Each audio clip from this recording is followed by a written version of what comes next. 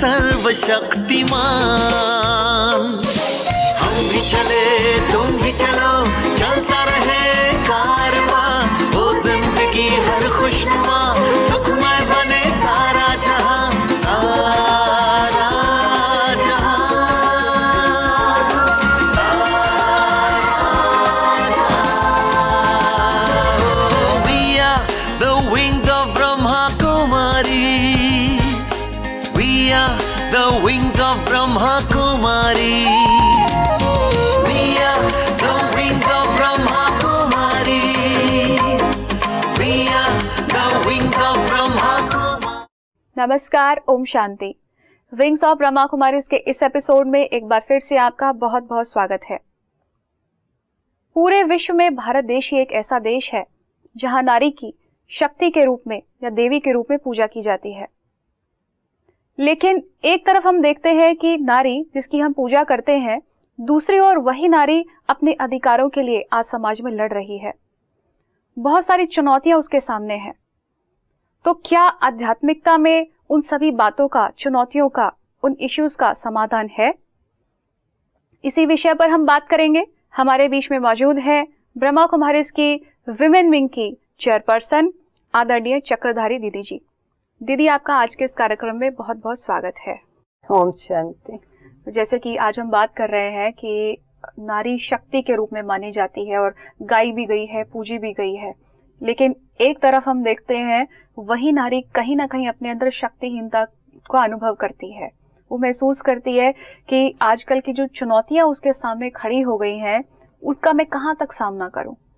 तो ऐसे में वो अपने अंदर किन गुणों को लेकर आए, किन शक्तियों को लेकर आए, जो उसका अपने प्रति ही जो नजरिया है वो बदल जाए। आपने बहुत सुंदर प्रश्न मेरे से पूछा। मैं ऐसा कहूंगी कि सर्वप्रथम इस बात को जानना बहुत जरूरी है कि भारत में महिलाओं की पूजा होती रही और होती जा रही है जी। लेकिन किन महिलाओं की पूजा हो रही है जिनको आज देवियां कहकर पुकारते हैं? वास्तव में देखा जाए तो वो कोई अन्य लोक से अवतरित देवियां इस धरा पर नहीं थी जी। वो महिलाएं थी, वो माताएं थी जो गुणों से संपन्न जीवन जीती थी, जिन्हें देवी समझकर प्राणी मात्र पूजा करते रहे। और हमारे शास्त्रों में बहुत सुंदर कहा गया है कि यत्र नार्यस्तु पूज्यन्ते रमन्ते तत्र देवता।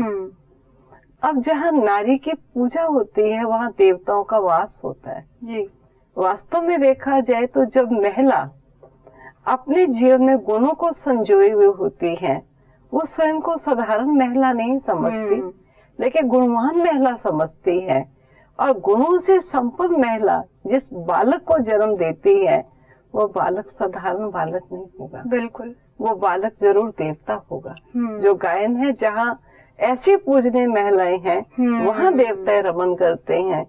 ऐसी महिला आज इस बात को उसे जानने की आवश्यकता है कि मैं जो भारत में पूजी जाने वाली, गाई जाने वाली महिला, जिसका इतना मान आज तक होता है, आज मैं अपने अधिकारों के लिए लड़ रही हूँ।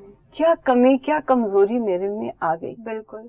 मैं एक आध्यात्मिक बहन होने के नाते और अपने निजी अनुभव से कहूंगी कि जिस समय हम अपने गुणों को विहीन हो जाते हैं, अपने सच्चरित्र जो हमारा श्रेष्ठ चरित्र है, उस चरित्र से थोड़ा नीचे उतर आते हैं, तो वो जो हमारा कर्तव्य है जीवन का, जब वो कर्तव्य क्षीण होते हैं तो अधिकारों से प्राणी स्वतः ही क्षीण हो जाता है। बिल्कुल बिल्कुल। और जब उसे अपने कर्तव्य पूर्ण न करने पर अधिकारों की प्राप्ति नहीं होती, तो ये नहीं समझता कारण क्या है। वो ये कहते हैं मुझे अधिकार नहीं मिल रहे, मुझे अधिकारों को प्राप्त करना है। मैं समझती हूँ भारत की नारी को देवी कहकर पुकारा गया। बिल्कुल। देवी तो सदा आशीर्वाद करने वाली है, सबको चिरंजीव रहने का वरदान देने वाली है। ऐसी देवी मांगने की स्थिति पर आ जाए, कारण क्या है?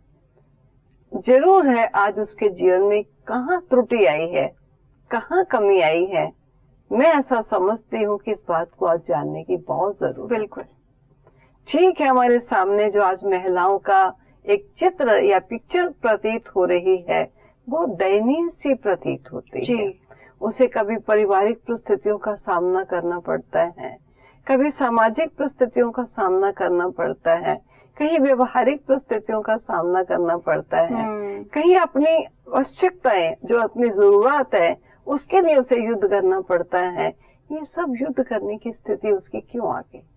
बिल्कुल, इसीलिए आ गई। मैं समझती हूँ कि जो उसका जो अपना देवी स्वरूप था, आज वो देवी स्वरूप नहीं रहा। हमने ये सोचा देवी किसी लोक से अवतरित हुई थी, वो अपने लोक में चली गई और केवल नाम मात्र आज माता या कन्या को देवी कहकर पुकारने लगी। बिल्कुल। शादी होकर कन्या घर आती है, कहते लक्ष्मी घर में आई है, लेकिन जब लक्ष्मी पूजन का दिन आता है तो मिट्टी की लक्ष्मी का लाकर पूजन करते हैं। बिल्कुल, यही करते हैं। चांदी की लक्ष्मी को लाकर पूजन करते हैं। जिस लक्ष्मी को आप घर में लाए हैं, आज उसका पूजन क्यों नहीं कर रहे? आप स्वयं समझ सकते हैं। और मैं जहाँ तक इस आध्यात्मिक शिक्षा के आधार से समझी हूँ कि वास्तव में भारत वो देश था जिसे अध्यात्म प्रधान देश आज भी माना जाता है। और इसकी आध्यात्मिकता महिलाओं में नस नस में थी। बिल्कुल। अगर नारी लक्ष्मी होगी तो उसे लाने वाला नर नारायण होगा। आज ना तो नर नारायण रहा है और ना ही नारी लक्ष्मी रही, जिससे नर का नारी के प्रति दृष्टिकोण परिवर्तित हुआ और नारी का स्वयं के प्रति दृष्टिकोण परिवर्तित हुआ। और उस परिवर्तन का आज परिणाम है कि उसे अपने छोटे छोटे अधिकारों को प्राप्त करने के लिए युद्ध करना पड़ता है। अब जैसे हम नारी शक्ति की जैसे हम बात कर रहे हैं, लेकिन जब भी एक लड़की घर में पैदा होती है तो आज तक भी हम देखते हैं इतना एजुकेशन सिस्टम हमारा स्ट्रांग हो चुका है, वो पढ़े लिखे परिवारों में भी यदि लड़की पैदा हो जाती है तो लोगों का जो नजरिया है उस पैदा हुई बेटी के प्रति अच्छा नहीं रहता। मैंने खुद देखा है, ऐसे बहुत सारे घरों में देखा है। तो मुझे लगता है कि जब उसको इस दृष्टिकोण से देखा जाता है कि तुम्हारा कोई घर में इतना महत्व नहीं है या इम्पोर्टेंस नहीं है, तो वो जो बड़ी होती है शायद वो शक्तियों से बहुत दूर हट जाती है, उसे पता ही नहीं कि मेरे अंदर इतनी शक्ति भी है। अब देखो, एक कन्या जब पैदा होती है, पैदा होते ही माँ बाप सर्वप्रथम ये सोचते हैं कि ये पराया धन है, ये हमारे पास रहना नहीं, इसे पराए घर चली जाना है। इसलिए उसको ज्यादा खिलाना, ज्यादा सजाना, ज्यादा धन उस पर व्यय करना। कई बार ये भी समझा जाता है कि इतना करने पर फायदा क्या है? बिल्कुल, जाएगी तो दूसरे घर, हमें क्या दे जाएगी। और जब किसी को किसी हीन निगाह से देखा जाता है, अगर उनके पास नेगेटिव एनर्जी उनको क्रिएट की जा रही है और उसे नेगेटिव एनर्जी से फ्लरिश किया जा रहा है, तो आप सोचिए उसके अंदर कितनी नेगेटिविटी ज्यादा आ जाएगी। और धीरे धीरे न केवल पेरेंट्स समझते हैं, वो स्वयं भी समझने लगती है कि मेरी तो कोई ऐसी वैल्यू नहीं है, मैं इतना ज्यादा अपने आप को पेरेंट्स से खर्च कराऊं, ये सब कराऊं। मेरे माँ बाप मान लीजिए गरीब है, निर्धन है, इतना धन मेरे ऊपर लगा भी देंगे, लेकिन उनको मेरा फायदा तो होगा नहीं, ये धन तो मेरे ससुराल घर में चला जाएगा। तो कई बार इन भावनाओं में भी वो आ जाती है। और एक बहुत बड़ी बात हो चुकी है कि एक समय था कि कन्या को उस निगाह से देखते थे देवी है, लक्ष्मी को घर में लाए हैं। आज समझते हैं कि कन्या घर में आई है तो लेकर के आई है। उसकी कीमत उसके लाए हुए उस माल पर, उस धन दौलत पर जाती है। कार कैसी लाई है, दहेज कैसा लाया है, कितना कैश लेकर आई है, कितना कैश लेकर आई है। तो माँ बाप को भी कई बार कन्या बोझिल सी प्रतीत होती है। ऐसा लगता है कि चलो कन्या तो ठीक है, लेकिन हमारे पास इतना धन नहीं है, हम इतना बच्ची को दे नहीं सकेंगे। तो जब बच्ची को धन ना दे सकने के कारण उन्हें बच्ची की शादी में कई बार काफी दिक्कत आती है, और जिस परिवार में वो देना चाहते हैं वो परिवार जितना उनसे डिमांड रखता है या जो उसकी रेपुटेशन है, जितना वो धन लेना चाहेगा उतना अगर धन नहीं दे सकते और परिवार वही अच्छा लगता है, तो माँ बाप बहुत द्वंद्व में आ जाते हैं कि आज हमारे पास धन नहीं, हम अपनी बच्ची को अच्छे घर में नहीं दे सकते। बिल्कुल, जबकि बच्ची संस्कारी है, श्रेष्ठ संस्कारों वाली है, लेकिन धन की कमी, और कई बार धन की कमी भी नहीं, ऐसा भी हो जाता है कि लेने वाला, आपको मालूम है कि जब कोई मांगता है ना तो मांगने वाले का पेट कभी भरता नहीं। बिल्कुल। हमेशा मांगने वाला मांगता चला जाए और उसको मिलता चला जाए, उसकी भूख बढ़ती चली जाती है। तो जो धन लेकर और फिर साथ लड़की को लेते हैं, तो ये मालूम है कि ये धन आज ही नहीं दिया, ये बार बार धन देना पड़ेगा। मुझे याद, एक पंजाबी भाषा में बोलते थे, कवारी खाए रोटियां, व्याही खाए बोटियां।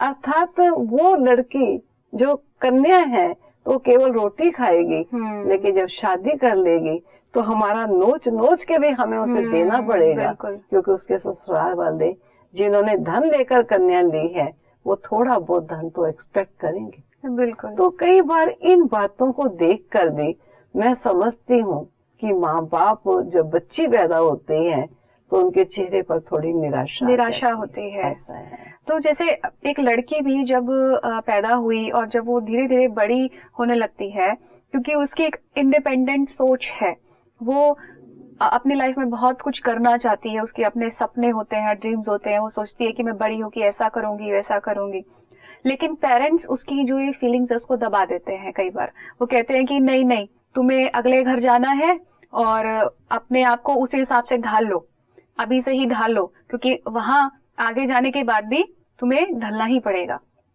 तो कहीं ना कहीं उसको अपने इमोशंस को किल करना पड़ता है। वो सोचती है कि मेरी अपनी ओपिनियन या व्यूज तो कुछ है ही नहीं, कोई मायने नहीं रखते, और वो बहुत ज्यादा हर्ट होने लग जाती है, इमोशनल पेन में आ जाती है। ऐसे में क्या करना चाहिए? मैं समझती हूँ कि इस समय बहुत लोगों का माइंड का जो सोचने का तरीका है वो परिवर्तित हुआ है। फिर भी अगर कहीं ऐसा सोचते हैं और सोचकर ये समझते हैं कि हम बच्ची की इतनी डिमांड्स या बच्ची जो इमोशंस उसकी है, ऐसा करना है, वो उसे नहीं करने देना चाहते, क्योंकि उनके कुल की रस्मों रिवाज कुछ इस प्रकार की चलती है। वो ये समझते हैं हमारे परिवार में ऐसा फैशन या इस स्थानों पर लड़की का जाना या इस रूप से उसका जीवन व्यतीत करना, ऐसा हमारे परिवार में कभी नहीं हुआ। और अगर आज हमारी बच्ची ऐसा करेगी तो ना जाने हमें कितनों का सामना करना पड़ेगा और कितनों को सामने कोई बातें सुननी पड़ जाएंगी। इसलिए वो बच्ची को कई बार सप्रेस करते हैं जी। लेकिन और ये भी साथ थोड़ा सप्रेस करते हुए जो शब्द यूज करते हैं कि यहाँ तो सिंपल जीवन, जैसे हमारे परिवार की रस्मों रिवाज है वैसे ही चलो, लेकिन जब अपने घर जाओगी तो जैसा चाहिए वैसा कर लेना। हाँ। अब जब उसको बार बार हर बात में यही कहा जाता है, जब वहां जाओगी जैसा चाहिए, जैसा पहनना, जैसा घूमना वैसे ही कर लेना, लेकिन यहाँ हमारे परिवार की रस्मों रिवाज ऐसी नहीं है। तो कई बार वो माँ बाप की इज्जत को समझकर अपनी इमोशंस को दबा देते। बिल्कुल। और इस इंतजार में होते हैं कि चलो जब अपने घर जाऊंगी तो वहां जाकर के जो चाहे मैं कर लूंगी। लेकिन मैं आपको ये बताना चाहूंगी कि कई बार उसके इमोशंस दबे के दबे रह जाते हैं, क्योंकि जिस घर में जा रही है उनकी भी तो कुछ मान मर्यादाएं, उनके भी अपनी कुछ रीति रस्म होंगे।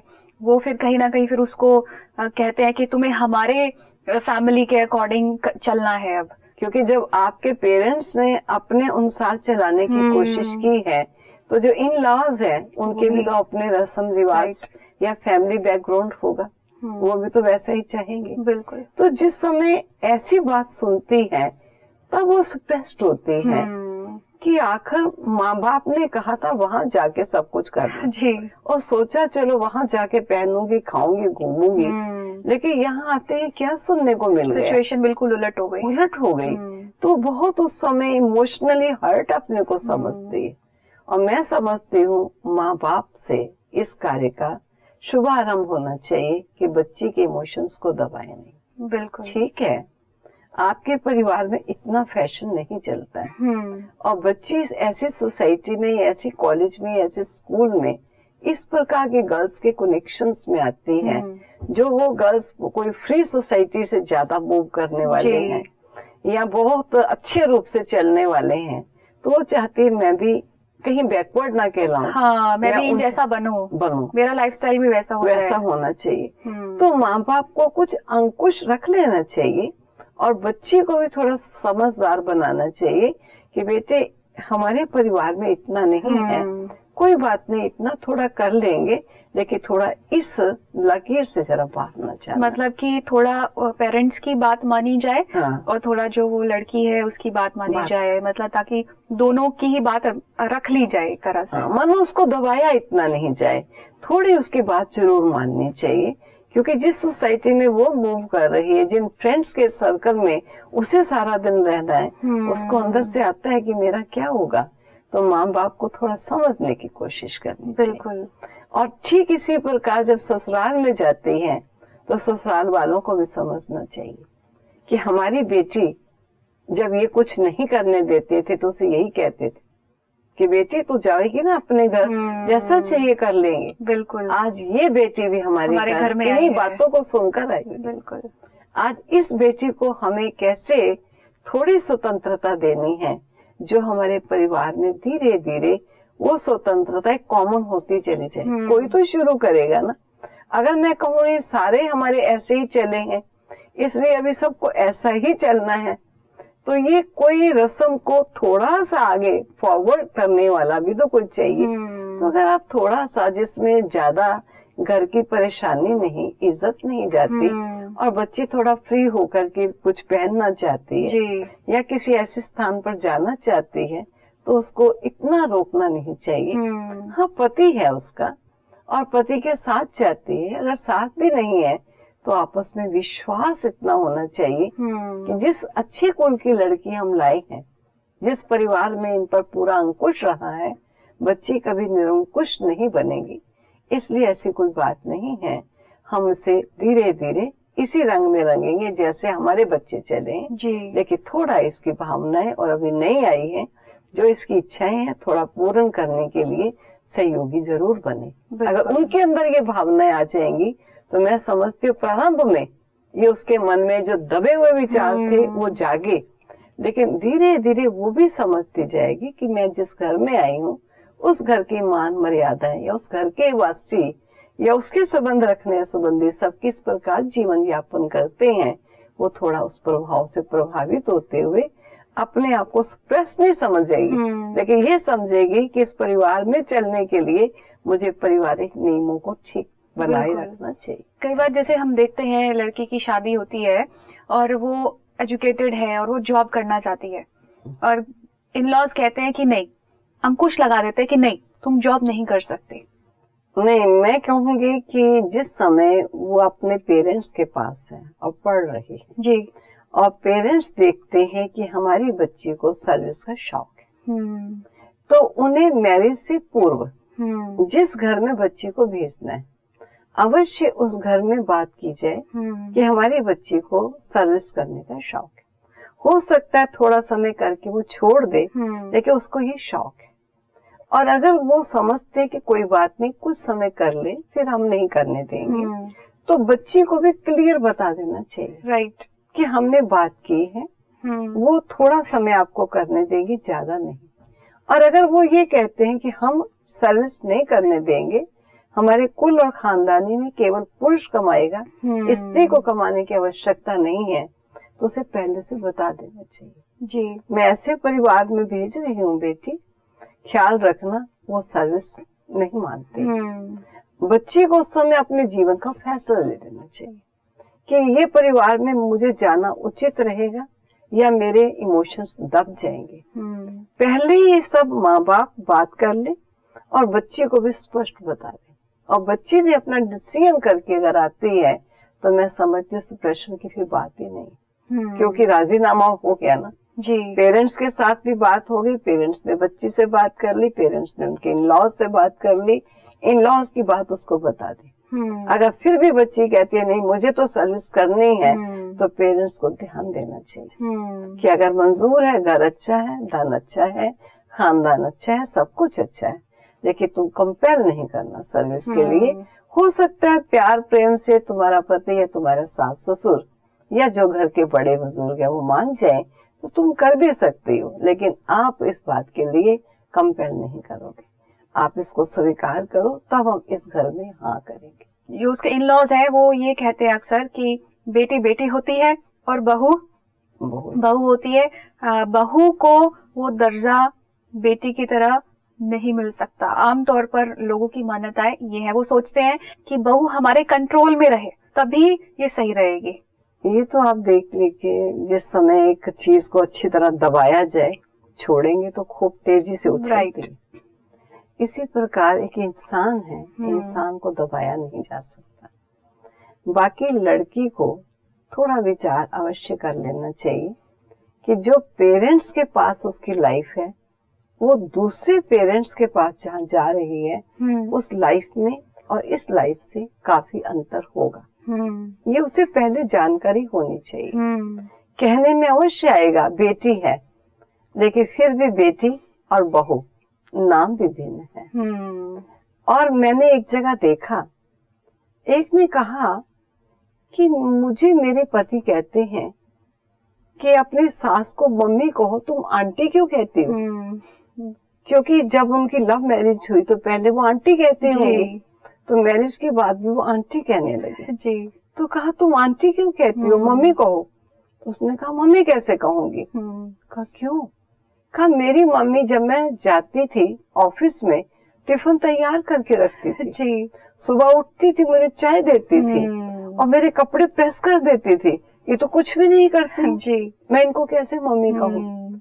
सोचिए, इन चीजों पर रिलेशन डेवलप नहीं होते।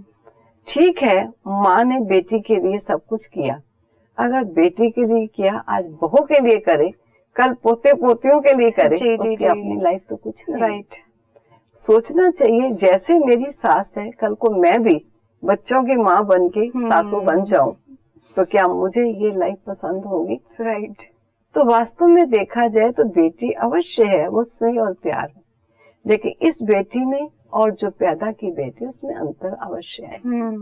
इसने माँ से पालना लेकर बड़ी होकर सियानी होकर दूसरे घर को आबाद करने, उस घर को बसाने जा रही है, लेकिन ये बेटी जो बसाने योग्य बनकर आई है, अब इसका काम है इसकी घर की मान मर्यादाओं को बनाए रखना, बड़ों को बड़ा समझना, छोटों को स्नेह देना, और माँ जैसे एक्सपेक्ट ना करे, ये सोचे कि मेरी मम्मी ने बहुत समय ये सब कुछ किया, आज अगर मेरी भाभी भी आकर ऐसा ही कहने लगेगी जी कि मुझे चाय बनाकर दीजिए, मेरा टिफिन तैयार करके दीजिए, तो आपको अपनी भाभी के प्रति कैसे विचार है? राइट। तो अपने को उस जगह पर खड़ा कीजिए, ये समझिए ये मेरी मम्मी है, मैं उनकी बेटी हूँ, लेकिन इसमें बेटी बड़ी हो गई है, बेटी का फर्ज बनता है माँ को भी सुख देगी। बिल्कुल। जब बेटी के मन में ऐसी भावनाएं आएंगी, तो मैं समझती हूँ सास के मन में भी ऐसी भावनाएं आएंगी। सास ने बेटी कहा, लेकिन अगर बेटी बेटी बनकर नहीं चली, तो सास उसे कब तक बेटी के रूप से चला सकेगी? बिल्कुल। इसलिए दोनों तरफ का एक एटीट्यूड चेंज होना चाहिए। संबंधों में परिवर्तन कैसे आता है, ये उनके मन में जरूर भावनाएं पहले से आनी चाहिए। समझदार, मुझे आता है समझदार कन्या हर चीज को समझती है, ऐसा भोलापन नहीं है कि मैं चली गई माँ के घर तो 9 बजे तक सोई हुई हूँ, सोई है। अब सास बेचारी पहले तो बेटे बेटियों का किया, आज सास का करना पड़ेगा, बहू का करेगी। तो सोचने की बात है, नहीं मम्मी है मेरी, तो मम्मी को अब मैंने जैसे उस लौकिक मम्मी से जिसने जन्म दिया उससे सुख लिया, ऐसे समझा मेरी मम्मी चेंज होकर ये मम्मी बन गई, अब मुझे इसको सुख देना भी।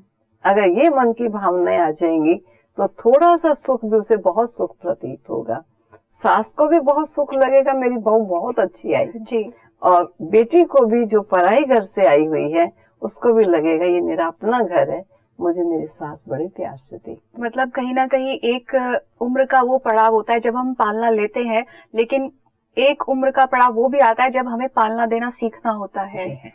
और हमेशा ही अगर वही बने रहे कि जैसी मैं थी वैसी यहाँ भी वही रहूंगी, नहीं, अब वो पड़ाव बदला है, रोल में चेंज है। बिल्कुल, बिल्कुल। इस रोल में वो बेटी का रोल, ये भी बेटी है, लेकिन इस बेटी का रोल अभी कुछ चेंज, जिम्मेवारियां हमें समझनी पड़ेगी, और उनके प्रति भी मेरा दायित्व क्या है अभी वो भी जरूरी समझना होगा। दीदी, आपने आज इस एपिसोड में इतनी सारी जानकारी हमारे साथ शेयर की और बहुत सारी बातें आपने बताई इसके लिए आपका बहुत बहुत शुक्रिया। एक देवी देवी तभी कहलाती है जब उसके अंदर दैवी गुण है, मूल्य है, क्योंकि जब उसमें दैवी गुण होते हैं तभी वो देने वाली बनती है। लेकिन वही महिला जिसमें यदि दैवी गुणों का अभाव आने लगता है, वो अपने अधिकारों के लिए लड़ने लगती है, मांगने लगती है। तो बहुत जरूरी है उसे अपने रोल को समझना कि मेरा रोल देने वाला होना चाहिए, न कि लेने वाला। इस एपिसोड को हम यहीं समाप्त करते हैं। अगले एपिसोड में हम फिर से हाजिर होंगे एक अन्य विषय को लेकर। तब तक के लिए दीजिए हमें इजाजत। नमस्कार। ओम शांति।